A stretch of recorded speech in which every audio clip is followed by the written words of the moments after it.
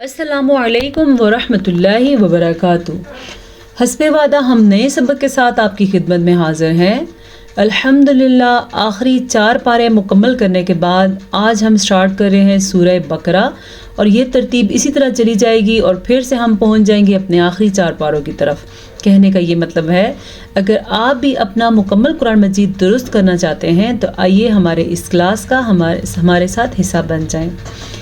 اعوذ باللہ من الشیطان الرجیم، بسم اللہ الرحمن الرحیم۔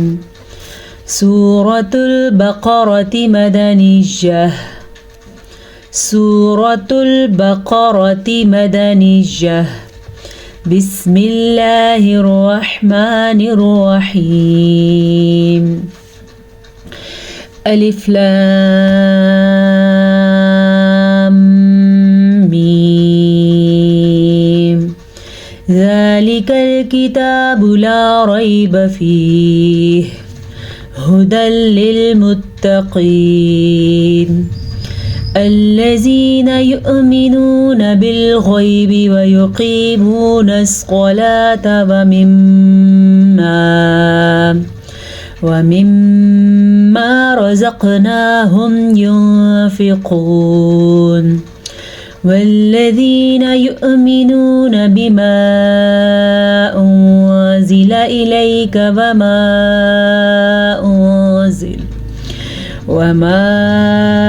أنزل من قبلك وبالآخرة هم يوقنون۔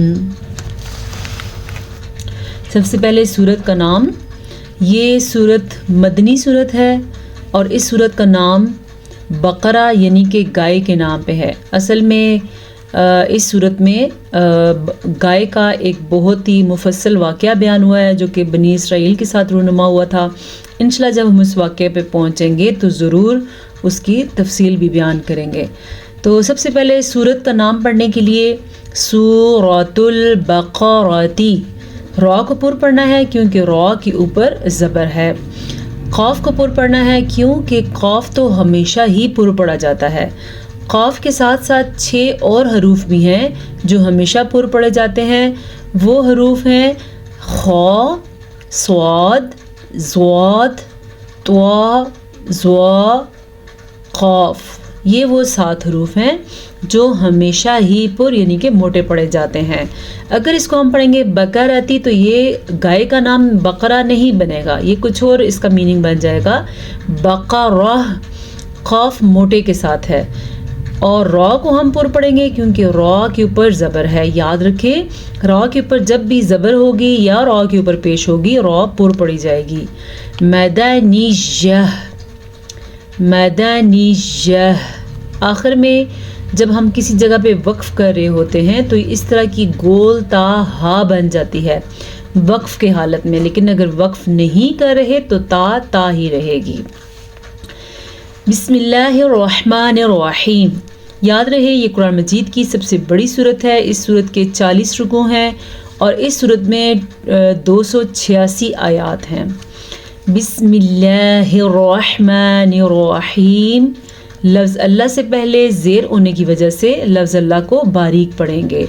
بسم اللہ الرحمن، را کے اوپر زبر ہونے کی وجہ سے را کو ہم پر پڑھیں گے، اور ہا کا تلفظ آپ نے ٹھیک طرح سے ادا کرنا ہے۔ رحمن الرحیم۔ اکثر لوگ پڑھتے ہیں بسم اللہ الرحمن الرحیم، تو یہاں پہ ہا کدھر گیا؟ تو ہا کو ادا کرنے کے لیے اس لفظ کو درست پڑھنا بہت ضروری ہے۔ ہم پڑھیں گے بسم اللہ الرحمن الرحیم، ٹھیک ہے؟ اچھا جی، یہ جو آپ کو 3 حروف نظر آ رہے ہیں ان کو کہتے ہیں حروف مقطعات۔ ان کے اوپر اکثر مدات ہوتی ہیں یا کھڑی زبر ہوتی ہیں۔ کھڑی زبر کی مقدار 1 الف مدہ کے برابر ہے، جبکہ اس مد کی مقدار 5 الف مدہ کے برابر ہے، یا کہہ سکتے ہیں 5 کھڑی زبر کے برابر ہے۔ تو ہم اس کو پڑھیں گے الف لام، اتنا ہو گیا۔ اب اس کے بعد ایک اہم چیز غور سے سنیے گا، لام اور میم کو آپس میں جوڑنے کے لیے غنہ بھی ہوگا، کیونکہ الف لام یہ جو آپ کو آواز آ رہی ہے یہ ادا کرنی ضروری ہے۔ آپ یقین کریں 100 میں سے 90% لوگ یہ غلطی کرتے ہیں کہ وہ پڑھتے ہیں الف لام میم، ایسے نہیں، ہم نے پڑھنا ہے الف لام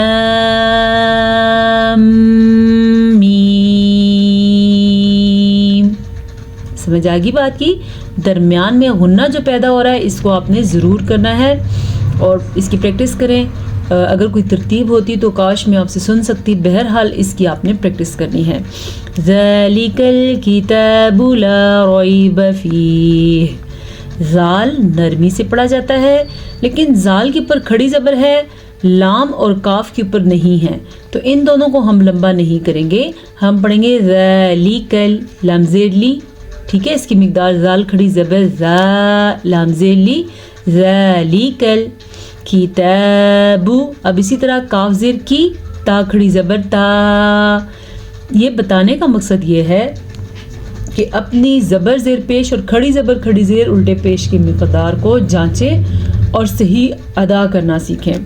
کتاب کتاب لا ریب فیہ۔ اچھا جی، لا لام زبر الف لا، ریب را کو پر پڑھنا ہے کیونکہ را کے پاس زبر ہے، یہ یا لین ہے، یا ساکن سے پہلے زبر ہے تو اس کو ہم لمبا نہیں کریں گے، ٹھیک ہے۔ لا ریب فیہ۔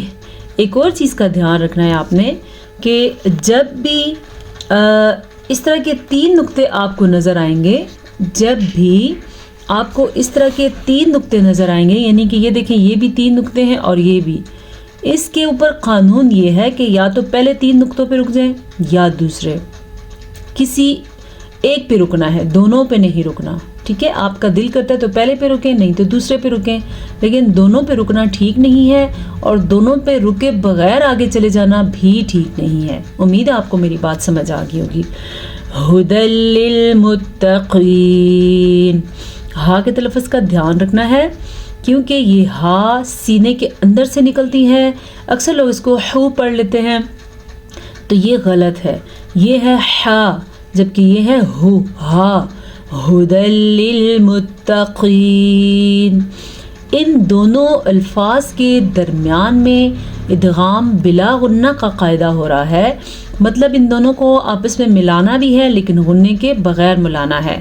یہ قاعدہ اس طریقے سے ہو رہا ہے، جب کبھی قرآن مجید میں نون ساکن کے بعد یا تنوین کے بعد لام آ جائے یا را آ جائے، جیسے کہ تنوین کے بعد ہمارے پاس لام آیا ہوا ہے، اگر تنوین کے بعد را آ جائے تو بھی ان کو آپس میں ملا دیں گے اور غنہ بالکل بھی نہیں کریں گے، اسی لیے اس کو کہتے ہیں ادغام بلا غنہ، یعنی کہ ملاؤ لیکن غنے کے بغیر۔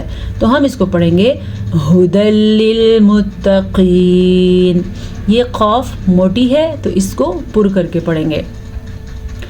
الذین یؤمنون، الذین، لام کو لمبا نہیں کرنا کیونکہ لام کے اوپر زبر ہے، لیکن یہاں پہ یا مدہ ہے تو یا مدہ آپ نے ادا کرنی ہے، زال زیر یا زی، الذین، ٹھیک ہے۔ یؤمنون، یہاں پہ واو کے اوپر حمزہ ہے، حمزہ کے اوپر ساکن ہے، تو اس کا یہ مطلب ہوا کہ ہم حمزہ ساکن کے ساتھ پڑھیں گے لیکن واو نہیں پڑھیں گے۔ اکثر لوگ اس کو پڑھتے ہیں یؤمنون، اگر آپ بھی ایسا پڑھتے ہیں تو ابھی اپنا ٹھیک کر لیں، یہ ہے یؤمنون بالغیب، غین کو پر پڑھیں گے کیونکہ غین ہمیشہ ہی پر پڑھا جاتا ہے۔ ابھی میں نے آپ کو بتایا تھا قاف اور خا، صاد، ضا، طا، زوا، یہ سارے حروف جو ہیں غین خا، یہ وہ حروف ہیں جو ہمیشہ پر یعنی کہ موٹے کا پڑھے جاتے ہیں۔ اب پر اور باریک کا فرق سمجھنے کے لیے میں آپ کو بتاؤں گی، اگر اس کو ہم پر نہیں پڑھیں گے تو ہم پڑھیں گے بالغیبی یا بالغیبی، بعض لوگ پڑھتے ہیں، تو یہ بالغیبی نہیں، ہم اس کو پڑھیں گے بالغیبی، بالغیبی اور بالغیبی، یہ میں نے اس کو تجوید کے ساتھ پڑھا، اسی کو تجوید کہتے ہیں۔ وَيُقِيمُونَ الصَّلَاةَ، یہ موٹی قاف ہے، اس کو پر پڑھیں گے اور یہ یا مدہ ہے، اسے ہم اچھے طریقے سے ادا کریں گے۔ یا مدہ ہے اور یہ واو مدہ ہے. یا ساکن سے پہلے زیر آ جائے تو وہ یا مدہ ہوتی ہے، واو ساکن سے پہلے پیش آ جائے تو وہ واو مدہ ہوتی ہے. بہرحال ادا کرنے کا طریقہ یہ ہے، ان دونوں کو کھینچ کے پڑھتے ہیں جیسا کہ ہم نے پڑھا وَيُقِيمُونَ الصَّلَاةَ. ٹھیک ہے، میں نے دونوں کو کھینچ کے پڑھا. سواد کو پور پڑھیں گے، آف کورس سواد ہمیشہ ہی پور پڑھا جاتا ہے. یہاں پہ صلوات نہیں پڑھنا کیونکہ واو کے اوپر کچھ بھی نہیں ہے، صرف لام کے اوپر کھڑی زبر ہے، تو ہم پڑھیں گے وَيُقِيمُونَ الصَّلَاةَ. تا کو لمبا نہیں کریں گے کیونکہ تا کے اوپر بڑی زبر ہے. وَمِمَّا رَزَقْنَاهُمْ. یہاں پہ میم کے اوپر شد آنے کی وجہ سے میم پہ غنہ پیدا ہوگا. ایسا تب ہوتا ہے جب نون پہ شد ہو یا جب میم پہ شد ہو. تو غنہ کیسے ہوتا ہے؟ وَمِمَّا رَزَقْنَاهُمْ. قاف کے اوپر کلکلا ہو رہا ہے کیونکہ قاف کے اوپر ساکن آ گیا ہے. ٹھیک ہے، رَزَقْنَاهُمْ يُنْفِقُونَ. نون ساکن کے بعد فا حروف اخفا میں سے آیا ہوا ہے، تو نون ساکن کی آواز کو ہم چھپا کے پڑھیں گے اور غنے کے ساتھ پڑھیں گے. یعنی کہ عام طور پہ ہم پڑھتے ہیں ينفقون، نون کو پڑھ لیا اور غنہ بھی نہیں کیا. ہم نے اصل میں تجوید کے ساتھ اگر پڑھنا ہے تو ہم نون کی آواز کو چھپانے کے ساتھ ساتھ غنہ بھی کریں گے. کیسے؟ دھیان فرمائیں. ينفقون والذین یؤمنون. پھر سے والذین پڑھیں گے تو بڑی غلطی کریں گے، والذین پڑھیں گے تو بھی بڑی غلطی ہوگی. ہم اس کو پڑھیں گے والذین یؤمنون. پھر سے واو کے اوپر حمزہ ہے، حمزہ کے اوپر ساکن ہے تو حمزہ ساکن والا پڑھا جائے گا لیکن واو نہیں پڑھا جائے گا. بما انزل الیک. یہ جو مد آپ کو نظر آ رہی ہے یہ 3 الف کے برابر ہے. جو آپ نے حروف مقطعات کے اوپر مد پڑھی، یعنی جو اس سٹائل میں ہوتی ہے ایسے کر کے ایسے، وہ والی مد جو ہے وہ 5 الف کے برابر ہے. تو ہم اس کو پڑھیں گے بما انزل. بازر بی نہیں ہوتا، یعنی بی ماں کریں گے تو غلطی ہو جائے گی.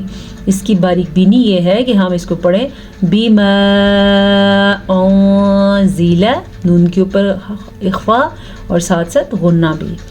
الیک وما انزل من قبلک. پھر سے ہم نے مد ادا کرنی ہے کیونکہ اس مد کی مقدار 3 الف کے برابر ہے. اگر آپ کو سمجھنا ہے تقریباً 2 سیکنڈ تک یا 2.5 سیکنڈ تک آپ نے اس کو لمبا کرنا ہے. انزل، پھر سے اخفا کا قاعدہ ہو رہا ہے من قبلک. سنیں والذین یؤمنون بما انزل الیک وما انزل من قبلک. ایک اور چیز آپ آیت کو ادا کرتے ہوئے سیکھا کریں کہ جہاں پہ آپ کا سانس ٹوٹ جائے تو وہاں پہ آپ رک جائیں لیکن آخری حرف کو ساکن کر کے رکیں. جیسا کہ میرا سانس یہاں پہ ٹوٹا تو میں نے پڑھا الیک، الیک کا کر کے سانس نہیں لینا، پھر دوبارہ میں نے یہاں سے ہی ملا کے پڑھنا ہے. اس کو کہتے ہیں اعادہ کرنا. ٹھیک ہے، آیت کے درمیان میں اعادہ سانس ٹوٹنے کی وجہ سے کیا جاتا ہے. ایک بات. دوسری بات ہے کہ فرض کریں آپ کا سانس یہاں ٹوٹتا ہے تو پھر جو لکھا ہوا ہے آپ نے وہی پڑھنا ہے، صرف مد نہیں ادا کرنی، یعنی کہ الیک وما. ٹھیک ہے، چلیں جی. وَبِالْآخِرَةِ هُمْ يُوقِنُونَ. وَبِالْآخِرَةِ، خا کو ہم پر پڑھیں گے کیونکہ خا ہمیشہ ہی پر پڑھا جاتا ہے، جیسا کہ قاف پر پڑھا جاتا ہے، جیسا کہ صاد پر پڑھا جاتا ہے. تو ہم اس کو پڑھیں گے وَبِالْآخِرَةِ. را کو بھی پر پڑھنا ہے کیونکہ را کے پاس ریزن ہے کہ را پہ زبر ہے. ہم یوقنون. اکثر لوگ پڑھتے ہیں ہم یوقنون. اگر آپ بھی ایسے پڑھتے ہیں تو یہ یوقنون نہیں ہے، یہ ایک بڑی غلطی ہے. ہم نے اس کو پڑھنا ہے ہم یوقنون. ایک اور چیز جو میں آپ کو بتائی تھی، اب دیکھیں یہ گول تا آیا تو اس کو ہم نے گول تا ہی پڑھا کیونکہ ہم یہاں پہ وقف نہیں کر رہے، نہ ہی یہاں پہ وقف ہے. ہاں اگر ہمارا سانس ٹوٹے گا تو ہم پڑھیں گے وَبِالْآخِرَةِ، پھر ملا کے پڑھیں گے وَبِالْآخِرَةِ هُمْ يُوقِنُونَ. قاف کو موٹا پڑھنا ہے. امید ہے آج کے سبق سے آپ کو خوب فائدہ ہوا ہوگا. اللہ پاک آپ کے اور میرے علم اور ہمارے عمل میں اضافہ فرمائے. اجازت دیجیے. السلام علیکم ورحمۃ اللہ وبرکاتہ.